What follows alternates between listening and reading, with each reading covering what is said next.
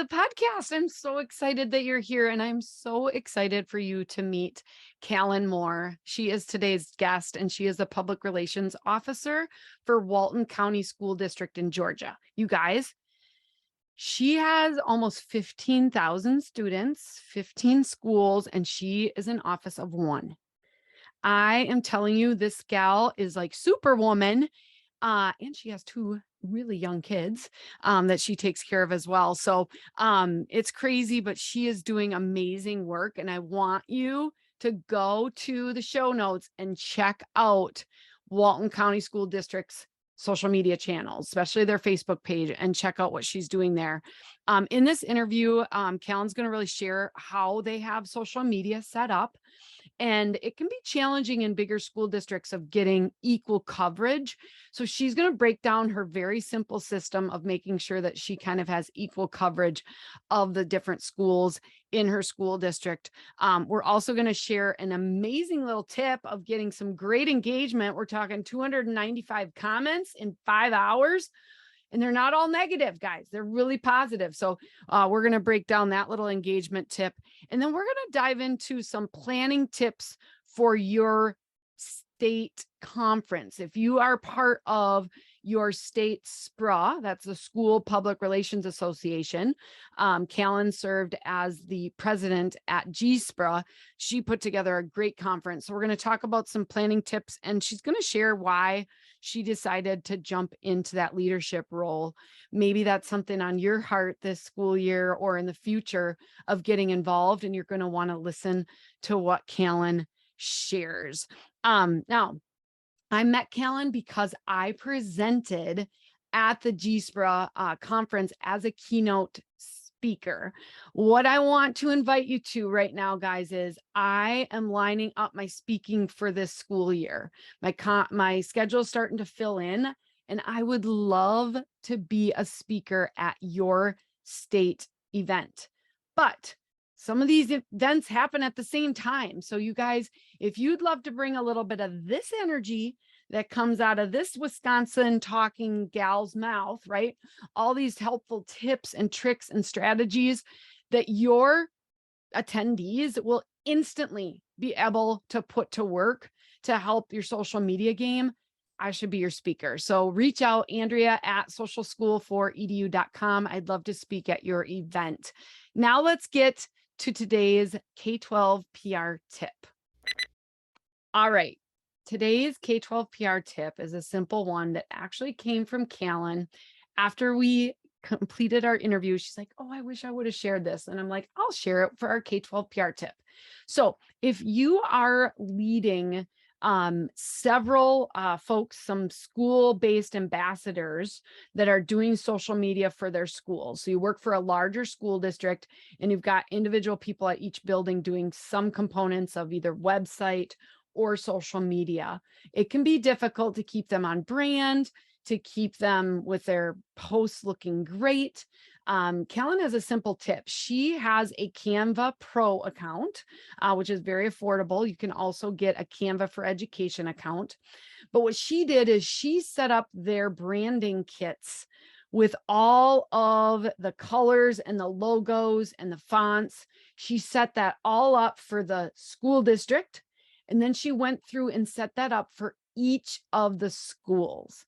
Now, in her district, all of the social media ambassadors from each school actually sign into the same Canva account. And so they have access to that branding kit, and they also can see some of the other graphics that other people create, which can cause, it's some inspiration, right, of what they can do. It's not the only way you can run it. You could have them sign in. There's team-based accounts. So you definitely could do it that way. But this tip, in addition to so many others that Callen just shares nonchalantly that may just change your life. I am not kidding. As a school social media manager, you know that time is of the essence. So she's got some really, really helpful tips that will make your social media shine, but also not take a lot of time. But this is one that she wished she would have shared. And so I wanted to share it in today's K-12 PR tip. So don't minimize the use of Canva. It can be great to get that consistency and that branding. and you have the ability to set up those brand kits when you have either a Canva Pro account or a Canva for Education, which, by the way, the Canva for Education, there is no charge. So check it out, Canva. I could say that this episode was brought to you by Canva, but they don't give me any money. I just happen to love to use them, and so do a lot of the people who are listening to this. So I hope that tip helps. Now let's get to today's interview with Callen Moore. Callen Moore is in the house. How are you, Callen? I am doing really well today. How are you? I'm really good. The last time I saw you, there was two of you because it was at SPRA and you were pregnant, but now you have a beautiful baby girl. Yes, we are doing well. She's 4 months old now and she has learned to roll over, so things are getting busy. Then there's more containing that you have to do as they get older. So that can be a challenge, but you already have one. So you knew what what was in store for you, right? That's right. Now it's controlling the 3-year-old and the 4-month-old. Yeah, exactly. Well, welcome to the podcast. I'm really excited to have you. I wanted you way back when, and it was like you were busy getting ready for maternity leave and all of that. So why don't you introduce yourself and kind of share your role as public relations officer for Walton County School District there in Georgia? Yes, so I am, as you mentioned, the public relations officer for our school district. We have about 14,600 students across 15 schools.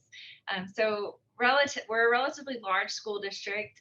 We neighbor the largest school district in the state, Gwinnett County Public Schools. And so we feel kind of small, but when we look at actually school districts across the state, we're pretty large. And I'm a one-person shop, so it's just me here. And but I've been in this role this will be my 7th school year, and it's been a really fun experience. And I've just really been able to build the program and build the department into what I kind of wanted it to be. And so that's been a fun experience as well. Holy cow, one-person shop for almost 15,000 students. I didn't realize that. And it's your 7th year here. So what did you do before coming to this role? I was the public relations assistant for the Clark County School District in Athens, Georgia. And I worked under Anissa Sullivan Jimenez, who you recently had on your podcast from Oconee County Schools. So we started, she gave me my first job in school PR, and that's where I was before coming to Walton County. That's so cool. I love Anissa. So that's great. So did you go to school for like communications?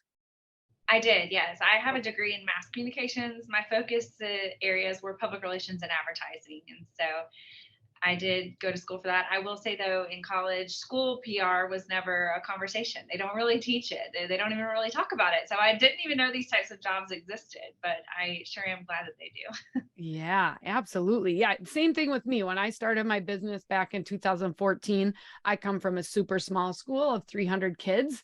And so we didn't have a school communicator, at all. And now I've just learned that these are the very best people in all the world that do the work that you get to do every day. So, kind of explain your role as public relations officer, and what are some of the many hats that you wear in your school district?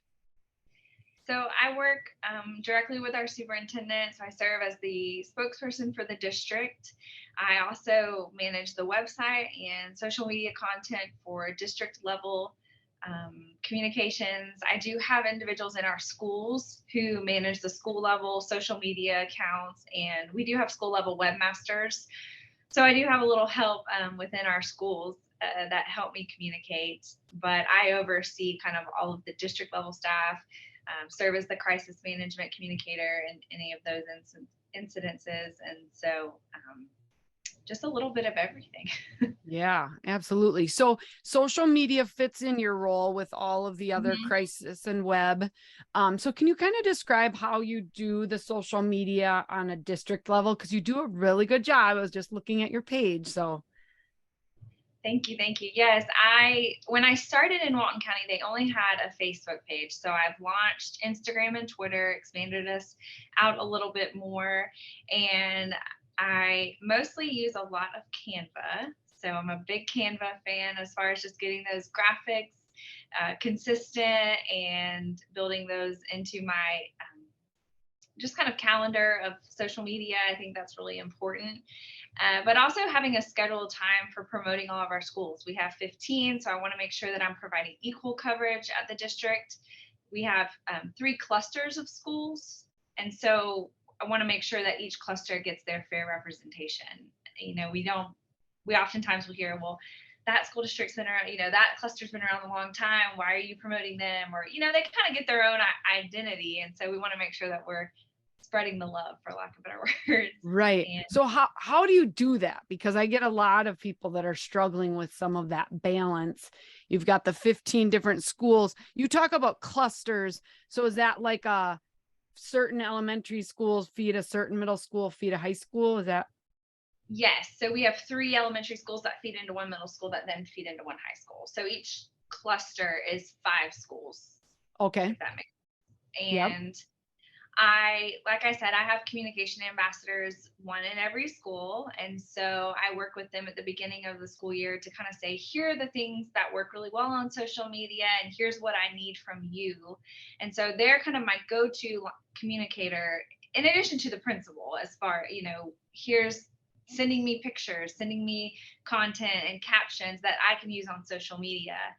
And something else that we do here locally is that we have a Focus on Education page in our newspaper every other week, and they post pictures from our schools. And so I create a calendar of when I need them to submit. It's just 1 to 2 pictures, and they give me a caption. And so what I do then is I also turn around and use those on social media. Okay. So those, I really heavily rely on the people that are in our schools every day, just because I can't be in 15 locations at one time. yeah, absolutely. So I was looking at your page. Those social media ambassadors, I'm assuming they're posting on their own pages, and then do they also send that information to you separately, or are you following their pages, or how does that work? It's a little bit of both. Okay. They do send me some content, but I am very much in tune with what they're posting, and I follow all of them. And so I want to, you know, keep a pulse on what they're posting regularly too. Okay. And what I love is when I'm scrolling through now, and of course we're recording this ahead of time because we like to not be the last minute. Our listeners are listening to this in mid-September, but I'm looking at this in August, and I'm seeing a ton of great stories, just a lot of great stuff, but they're not shared posts. So if you see something on their Facebook page, let's say that you're like, oh, I want to feature that on the district site as well, do you like resave those pictures and then repost it as a new post? I do. Okay. I prefer to do it that way. I have shared in the past, but what I like about being able to save those photos, and one, I can kind of write my own caption, share a little bit more. And I make sure I tag the school in it too, though. I don't want to, you know, not direct people to their school Facebook page. So I'll usually tag them in my post and then just repost their photos. Right. Yeah, I'm looking at just these cutest kids in Miss Madden's first grade class at Bay Creek Elementary School, and they just have the best smiles. So which can be a struggle with getting good pictures from your, you know, different school buildings. Do you have any tricks on that? That is also too one of the reasons why I like to save the photos and repost them, because sometimes not all the photos get reposted on the district site for exactly why you just said. I want to make sure that they're high, you know, they're high quality and look a certain way. I do love to get out in schools and take my own photos. I think, you know, I have a high res camera. A lot of times when you're getting from a school, it's just been taken on a cell phone, which is great. And I love that they're, you know, engaging in those classrooms. But as far as the look and feel, sometimes, you know, just having your good old digital camera out is going to make a better look. Right. Definitely. So I love that. And also, you know, as opposed to, you know, you get to select the pictures, you get to maybe reword it a little bit, and you still tag the district or the school that it came from. But a shared post doesn't reach as many people on your district page as what I call an organic or a native post. And so that's another reason it takes a little bit more time, to repost it, not a ton of more time though, really. And so I think that that can be really powerful. Have you found that as well? I do. I think those get, when I kind of look at my insights and analytics, I do see that those get a better reach. And, as far as the time consuming piece of it, a lot of times I'll just pull up their Facebook, I'll drag and drop them right over to my desktop, I'll repost it, and then I just delete the photos off my desktop. So it's not taking up any space. It's not really, I'm not having to go save them in a folder and then find the folder. I just do it all right on my desktop. And so I think that saves me a little bit of time. But I Yeah. do think the engagement is better. And it also just helps to share, make sure again that they're going directly to those pages, but giving the district a chance to kind of share why we think it's important as well, and not just the school specific content. Like I know we had one about a high school and their PBIS, their positive behavior interventions and supports. And so in my post, I was able to expand on it and say that it was a district wide initiative. It wasn't just that one school. And I just like the look and feel of it better. Yeah. Awesome. I love that tip that you just shared about how you just drug the pictures and saved them on your desktop. You posted them and then you deleted them right away. So that is like a ninja tip. That's why we love listening to these episodes. And I love talking to people like you, Callen, because like that's brilliant. And some people overcomplicate things, and we're all about making them simple. So, okay. So these are great tips, especially like we said, in a bigger school district, you're going to have those school specific sites. Now, talking about that equal coverage, what is the elaborate system, the magic bullet that you have to try and keep a balance? What system do you use? You mean as far like just kind of how I plan, how I Yeah, and how do you try to make sure that they're separate? I mean, like when I suggest to people, I'm like, get a tally sheet out, like have it by your desk and know that, hey, I posted about that elementary school this many times throughout the month. And then you can kind of just, it can be super simple like that. But do you have some kind of system where you try to make sure that those 3 different clusters are kind of featured evenly? what I've started doing, because I've struggled with that over the years, and I've kind of tried to fine tune my process to make sure that I am. And honestly, what I've done is just kind of started with the schools in alphabetical order. Therefore, I'm not doing one cluster over another at a time. And I just make sure that once I've done that school, the next school I'm going to feature is the next one that comes alphabetically. And so I traditionally start with our elementary schools, then go to our middle schools, and then our high schools. And so there's just a real simple explanation for who I'm covering and when I'm covering them. Now, obviously, certain things pop up throughout the year that are special events or special recognitions, and those I just kind of consider add-ons. And I don't necessarily feel that every school has to have a, exact number of posts. And so I'm always willing to add those extra, special recognitions in. But as far as just the day-to-day recognition, I want to make sure that I'm getting all of those. Yeah. So you just have your own system. And then I love that. It's as simple as being alphabetical and just being kind of intentional behind it, knowing that additional stuff will pop in. So you really built, you said both Instagram and Twitter you've added since you started there. And so just like, what was that journey like in regards to adding those additional, because you already have a lot to do and Facebook looks great. So how has that journey been with Instagram and Twitter? It's gone really well. I will say, I think you have to find what works for your district and find out who's on what platform. Our Facebook was obviously already there. We had about 3,000 followers when I started, and we're almost at 11,700. So That's it has awesome. Yes, it's grown tremendously in the last 6 years. But I think too, starting with the other ones, Twitter hasn't really caught on here in our district.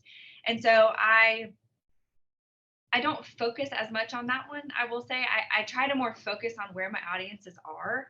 And so I don't neglect it per se, but I really kind of tailor my content to be better fit for Facebook and Instagram. Okay. And so, but and I'm big about putting it across all platforms as well. So what I the content I create on Facebook is going to go on Instagram and it's going to go on Twitter. So I'm not really having to reinvent the wheel. And that I think helps you grow your platforms. And it also is going to guarantee you content across all three of them, or Yeah. any platform that you're using. Right. I love that. Great advice. We were just talking before we started to hit the record, and you just started doing your kind of question of the week, and you've got an Yes. observation with Facebook and Instagram. So can you just tell me what your question is most recently and kind of some of the feedback you've gotten? Yes, so we just started the question of the week, and our first one was, who was your favorite teacher? And that was posted at about 9 o'clock this morning. So within 5 hours, we have received 296 comments. And so it has been extremely fun to watch and see. And people are tagging their teachers in it. Their teachers are engaging back with them, talking about it. I mean, we've had one say their favorite teacher was from 1997, and it's gone really far back and really well. But I also posted the same question on our Instagram account, and I received no comments. So I got a couple likes, but you could just really see the content. It really worked really well on Facebook, and it was not successful on Instagram. And I think that maybe Instagram is way more picture based, and they want the pictures of the kids and maybe a picture of your favorite teacher, but just the words and the content, it may just not have picked up as well. Yeah. And what we noticed and you used, which was perfect, was just the colored background that Facebook, allows. And it looks like it's very much Walton County School District color as well. But you just use that background and ask the question. Instagram, it could go in an Instagram story where you could prompt it with a question and maybe you'd get some more engagement that way. But we really have seen this take off. And what I love is the stories where you're tagging teachers and then they're responding, oh, this made my day. But the other thing is you're getting people used to commenting on your pages, and hopefully they'll comment with other content as well. Right, because I think a lot of times you just get the comments of they're tagging a parent or someone else, they see someone's child and they tag them in it, which is great, but really having that engagement and the back and forth has been really fun to see and exciting. And I think that my superintendent has really loved it, which is always great. Yeah, that's awesome. I mean, build in, get those supporters of yours and get to see the positive momentum. It's good.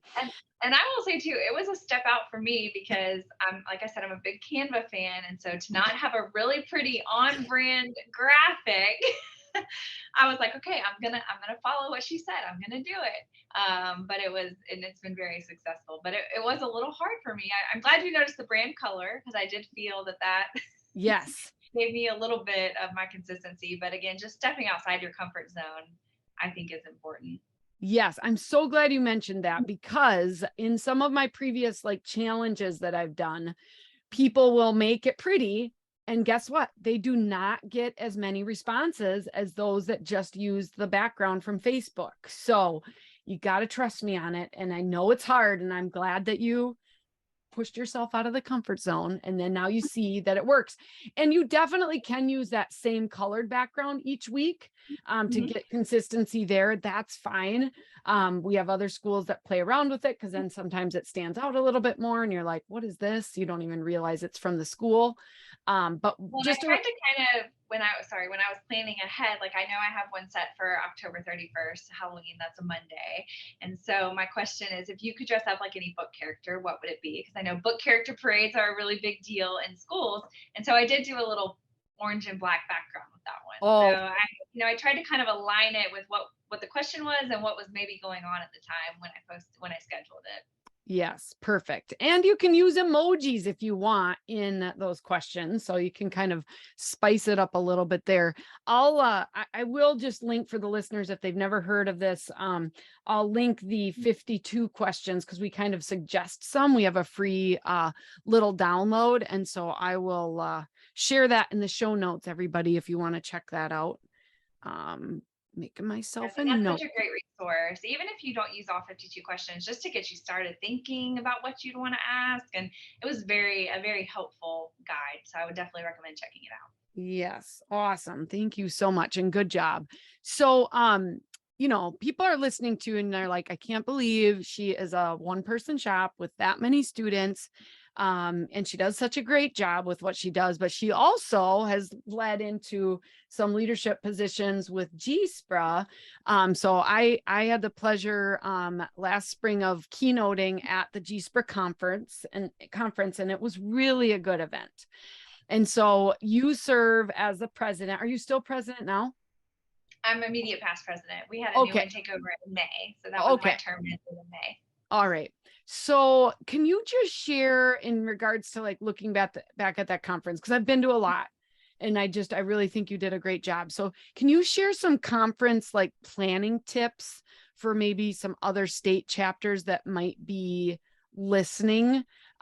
Whether it be, selecting your speakers or, time of year, all of those things. So I'd love to know some of your conference planning tips. This was our first conference back pre or post COVID.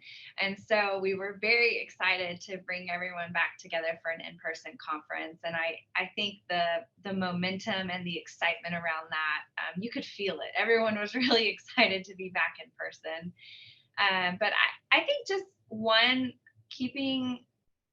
finding out from your membership what they want. We did a conference survey. We do a conference survey every year after the conference, so that we make sure that we know what works for our membership, what really they didn't love, and that way when we're planning for the next one, even if it's a new, there's a new president, there's a new vice president of membership, whoever's going to be on the planning committee the next year, they have that information available. And I think one thing that we found too was finding a good balance of speakers. We did some in-house speakers, which are GSPRA members, allowing them the opportunity to present has been really beneficial, not only for the member that's presenting, it's giving them a chance to share, but also for our other members to connect with someone in their own state that may be more aligned with what's going on. But then also bringing in some national speakers, and that, we brought in you and Patricia, and we had a couple others. And so I think that also kind of helps level up your conference and gives a good balance, and people feel like they're getting more out of the conference than just kind of the in-house conversations, if that makes sense. Yeah, I really liked how you laid it out too. I mean, you had less than 100 attendees there. I know some groups are really, really big, but what I kind of liked was your breakout sessions. You didn't have to pick. You basically you split them in two, and then you got to see both presentations, and everybody did such a good job. So that was really helpful. Have you always done it that way at your GSPRA events? We have. That's been a GSPRA standard. We do a day and a half or a 2-day conference, and we want to make sure that the way we schedule sessions is that everybody gets to go to every single session if they want to. And so we don't ever overlap. We may have 2 sessions going at the same time, but again, like you said, people are just going to swap. And so we want to make sure that they're not having to pick and choose what they're going to, because a lot of times we do see that people are one-person shops like myself. And so if I, like when I go to larger conferences, I have to kind of pick and choose, and I may miss out on something that I really wanted to hear, but it's just at the same time. And so for those of us that don't have maybe a second person that's coming along, it really helps to just let them go to every session. Yeah. And also kind of helps just build our membership. You're going to see the same people all day long. You're going to be in the same sessions. And so people aren't spread out all over the place, which I think helps build kind of those relationships and partnerships once you leave the conference. Yeah. And then you also took the time to let all of the vendors who are supporting you, and I know just after coming back from SPRA in Chicago, that there were some of those chapter presidents or people on the leadership team that were talking to some of the vendor booths saying, hey, we want you to come to our state chapter, which those are great opportunities to connect with potential clients. But you also gave each of the sponsors a little time to basically say, hey, this is what we do and how we can help you. And I think that is so helpful for us as vendors. So has that always been the case as well, that you really try to give them each a little bit of time to chat? We do. We have a, a sponsorship base. And so we have different packages that we offer our sponsors. And in those, we try to build in at least some talking time for, especially for those that are going to be at the conference. I just think, if they're going out of their way and willing to invest in us as a state chapter, the least we can do is give them the opportunity. And it also helps our members to let them know. Sometimes people aren't as willing to want to just go up and cold talk a vendor, and it may be a little intimidating, or they may just, some people have the idea that they're going to be pressured into buying something that they don't want. Whereas if we give the vendor the opportunity to just present to the group, somebody may reach out on their own time or think they might be interested versus just having to go up to a table and talk to them. Right. So you are busy, with your regular job. What kind of prompted you to want to get into a leadership role with your state chapter? I had been in GSPRA for several years and just I saw the value in GSPRA and meeting people at conferences. But what I really wanted to take on a bigger role to find out the inner workings of the organization and also kind of leave my mark. And I, saw some things that interest me personally. I'm really into event planning, and in a previous job, part-time job, I was a wedding coordinator. So I love that side of things. And I had already worked kind of on a conference committee with GSPRA and really enjoyed that process. And so just kind of wanted to take on a bigger role. I think it also really helps you grow, just being a part of a SPRA, of a state chapter, I think is really important. You get those kind of state listservs. It does give you kind of instant connections across the state, but taking on that leadership role really allows you to personally connect with others in the chapter. You really get an idea for who all is in the chapter, and especially with your other board members. I mean, you're having monthly meetings or quarterly meetings or however often your state chapter is meeting, but it's not just that one time a year at the conference. And it just really helped me develop not only professionally, but personally as well. Yeah, that's awesome. And you did such a great job. So, is there anything else you'd like to share about your experience and anything with planning the conference or leading or just being a participant in SPRA, in your state one? Yeah, I think I think it's just been a really great experience, and I would highly recommend anyone who, if you're new to school PR or you're new to your state and working in school PR, to seek that organization out and join. Whether you get involved at a leadership level or just kind of a fly on the wall per se, I think you'll gain a lot of insight into it, and I think it can be really helpful for your career. And also, I would just say finding someone maybe locally, like I mentioned, Denise, we work together in Clark, but now we work in neighboring counties. And so finding someone that works in school PR in a county maybe close to where you live can be really helpful to have someone to kind of bounce those ideas off of. Or if you are a one person shop, having kind of that other school PR professional to help you work through some of the things that we go through, I think is just really beneficial and helpful. Yeah, you're not alone, and there's this great network of people to help you. So, that's awesome.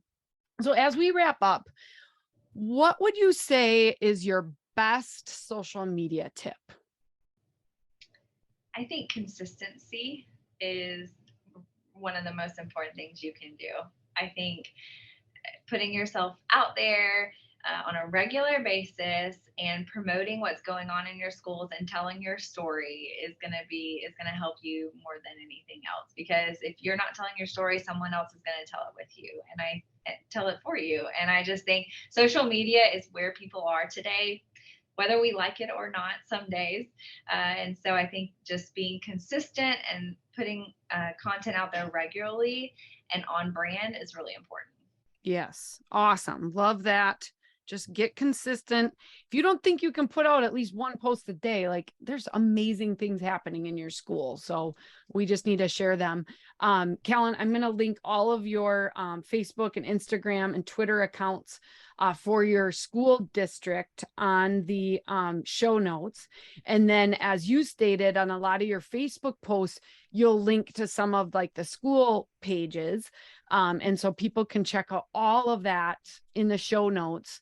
What's the best way for our listeners to maybe get or stay connected with you? I do have Twitter, and an email is also great. I'm more than happy to share that if you have any questions, or share my Twitter Yeah. account as well, my personal What's one. We can share what's that. your Twitter handle? It is CW Moore 15.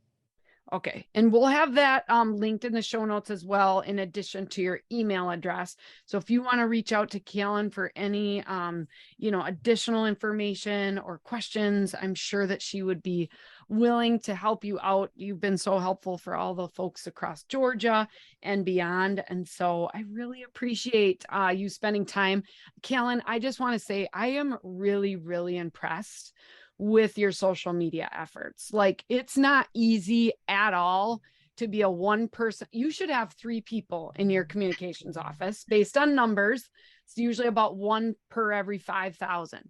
So the fact that you are by yourself, it speaks to your teams at the schools, but it really speaks to the work that you're doing. So any of you that are one person shops that have some aspirations of leveling up your game, look at what Callen's doing. And then you just need to hone in some of her special skills, but you've obviously figured it out, especially the fact that Callen looks like, if you're not watching this on YouTube, like Callen is so put together for a mom of 2 little kids, 3 and like 4 months old. Like I would probably, well, I'm already kind of like that anyways. I do have a brush right here, so Okay. You just did it's that not ahead of always, time. yeah. I love it. But no, you are really doing a great job. So listeners, please check out her pages and follow her, because we get great ideas and can get some great inspiration from watching other schools. So Callen, I wish you the best school year. Thanks so much for hanging out with us today. Thank you so much. It was a pleasure. Yes. Talk to you later. Bye everybody. We'll see you again next week.